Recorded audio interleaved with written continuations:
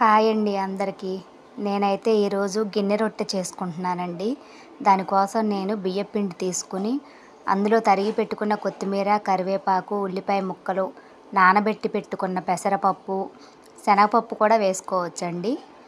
నేను కొద్దిగా సాల్టు, కారం, కొంచెం అల్లం వెల్లుల్లి పేస్టు ఇవన్నీ వేసుకొని బాగా కలుపుకోవాలండి. కొద్దిగా జీలకర్ర కూడా వేసుకోవచ్చు ఇష్టమైతే. ఇలా ఒక కడాయి పెట్టుకొని దాంట్లో ఈ పిండి ముద్ద తీసుకుని పలచగా ఒత్తుకోవాలండి. పలచగా అంటే మరీ పలచగా కాదండి, మరీ మందంగా కాదు. చూడండి ఇలా హోల్స్ పెట్టుకొని ఆ హోల్స్ మధ్యలో ఆయిల్ వేసుకోవాలండి. అలా ఆయిల్ వేసుకొని మూత పెట్టుకొని సిమ్లో పెట్టుకొని ఈ గిన్నె రొట్టెని కాల్చుకోవాలి. ఇలా కాల్చుకుంటే గిన్నె రొట్టె రెడీ అయిపోతుంది.